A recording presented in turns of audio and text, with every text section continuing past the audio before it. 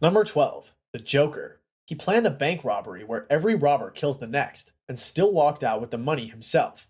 The Joker isn't chasing power, he's chasing a reaction. In The Dark Knight, this version of the Joker is pure chaos. He rigs ferries to explode, burns millions in cash, and turns Gotham into a psychological war zone, all while laughing. But behind that smeared smile is terrifying precision. He plays chess while everyone else plays checkers. Every move is calculated to prove one thing: under enough pressure, anyone breaks. He manipulates Harvey Dent into becoming a killer. He pits innocent people against each other in a ferry bomb dilemma. He even fakes his own death. Twice. The body count? Dozens. But the psychological damage? Untold. There's a reason the Pentagon once used the Dark Knight in a military strategy class, because the Joker's chaos theory is terrifyingly effective. And when he says, "I'm like a dog chasing cars, I wouldn't know what to do if I caught one," he's not lying. That's what makes him unstoppable. And what if I told you there's someone just as cruel, yet more invisible? Stick around, because this next mastermind could be sitting beside you and you'd never know. Number 11. Frank Costello. He ran Boston's streets, fed the FBI false leads, and executed traitors while shaking hands with politicians. Frank Costello was based on a real monster, Whitey Bulger. In The Departed, Jack Nicholson's portrayal of Costello drips with menace. He's an informant for the FBI, but also the city's most ruthless mob boss. That's not a contradiction, it's his edge. He supplies intel to stay protected, all while using that shield to slaughter rivals and flood the city with heroin. Costello's criminal resume is horrifying: extortion, arms trafficking, point-blank assassinations, and deep connections with the Boston police. He plants a mole inside the state police, not a thug, a clean-cut cop with a badge. While the authorities hunt him, he watches their every move from the inside. He executes loyal men just for getting too close to the truth, and when he's finally cornered, he doesn't beg, he dares them to finish the job. One deleted scene shows Costello throwing cocaine on a corpse while mocking God. It didn't make the final cut, but it captured his essence. If you think that's dark, wait till you meet a man who destroyed companies and lives while smiling on national TV. Number 10. Gordon Gekko. He didn't carry a gun, but he dismantled empires. Gordon Gekko made greed a philosophy, and millions followed him off a cliff. In Wall Street, Gekko is polished, persuasive, and lethal in the boardroom. He doesn't need bullets, he uses insider trading, stock manipulation, and hostile takeovers to ruin lives with a handshake. His infamous speech? Greed, for lack of a better word, is good. But it wasn't just a line, it became a real-life Wall Street mantra. He buys failing companies, guts them for parts, fires thousands, and then pockets the profit. He mentors a young broker, only to set him up as a fall guy. And the twist? Oliver Stone's film was meant to warn people. Instead, it inspired generations of traders to worship Gekko's ruthless tactics. He's proof that a villain doesn't need violence to destroy. All he needs is a suit and a loophole. Now, what happens when that cold ambition turns homicidal? Because the next man on this list wasn't just rich, he was also a blood-soaked enigma hiding in plain sight. Number 9. Patrick Bateman. By day, he reviewed mergers. By night, he murdered strangers. Patrick Bateman was Wall Street's darkest mirror, clean, calm, and completely psychotic. In American Psycho, Bateman's life is a curated illusion: designer suits, trendy restaurants, ice-cold charm. But behind the polished exterior is a man unraveling. He kills homeless men with bricks. He drags chainsaws down apartment halls, naked. He stores bodies like leftovers and still gets mistaken for other businessmen. He confesses everything to his lawyer in a moment of desperation. The response? Laughter. No one believes him. That's the real horror. In a world obsessed with image, evil can blend in perfectly. Bateman even critiques music as he slaughters his victims, breaking down Huey Lewis in the news before burying an axe in someone's skull. But if you think this story was disturbing, wait until you hear about the teenager who forged checks worth millions while pretending to be a pilot. Number 8. Frank Abagnale Jr. He flew jets, performed surgeries, passed bar exams, all before he was old enough to vote. Frank Abagnale Jr. turned lies into luxury. In Catch Me If You Can, Abagnale fakes identities like most teens fake sick days, but his versions came with fake diplomas, forged checks, and federal crimes across 26 countries. He poses as a Pan Am pilot and hops free flights around the world. He forges Harvard credentials and becomes a hospital supervisor. His charm? Bulletproof. By the time the FBI catches up, he's already stolen $2.5 million. But here's the twist. After prison, the FBI hires him to help catch other forgers. He goes from criminal to consultant, and to this day, banks still use systems based on his techniques.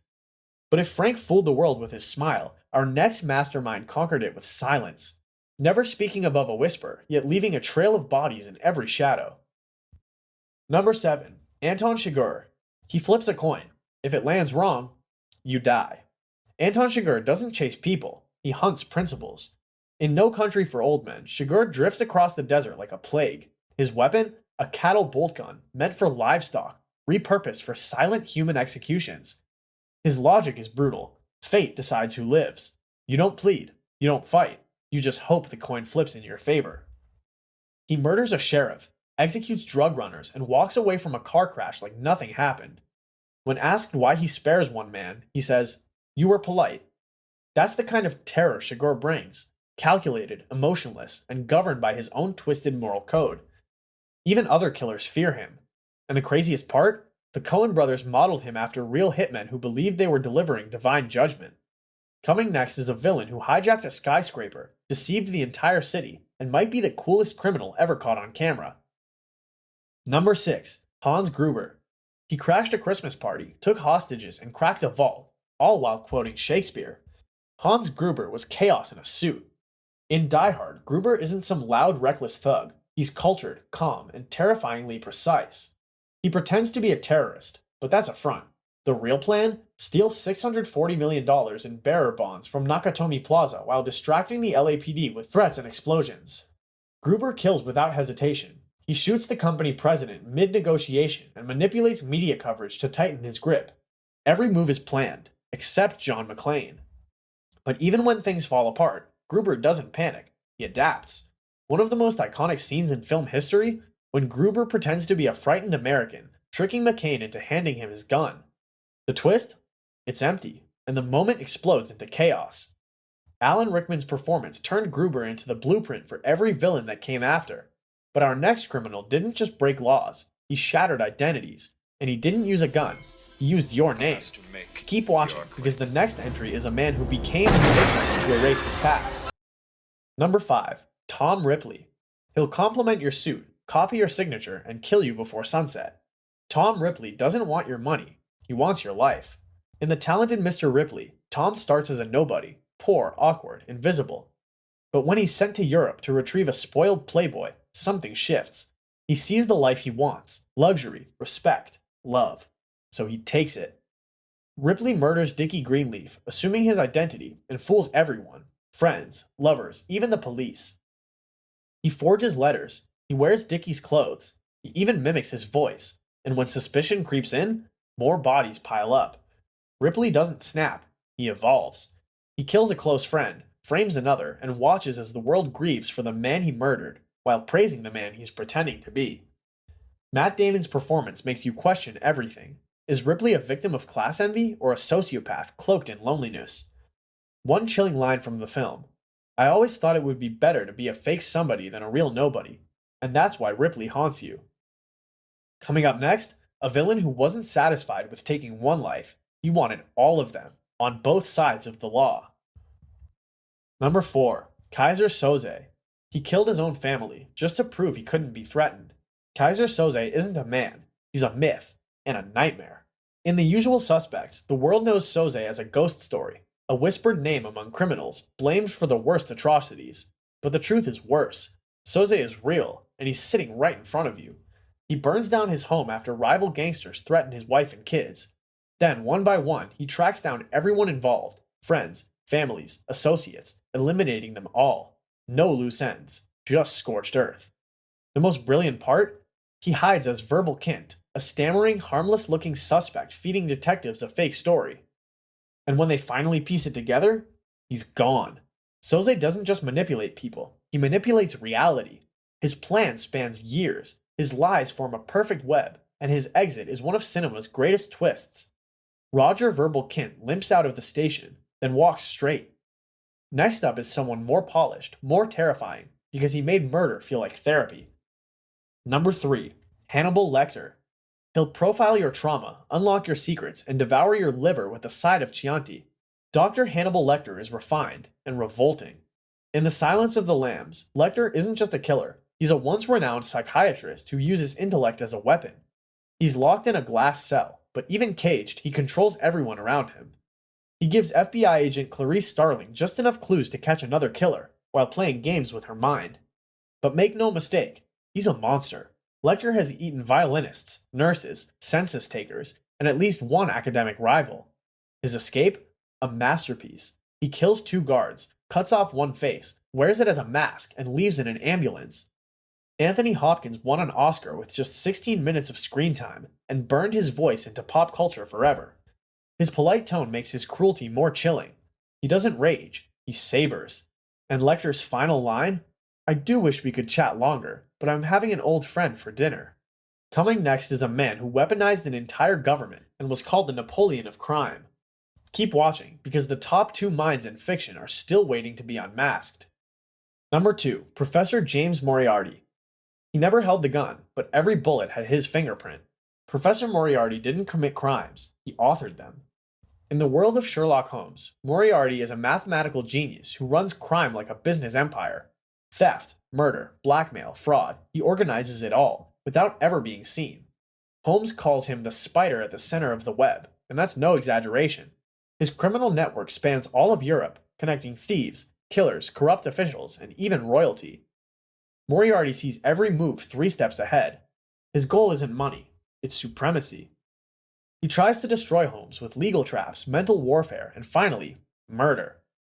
At Reichenbach Falls, the 2 geniuses clash.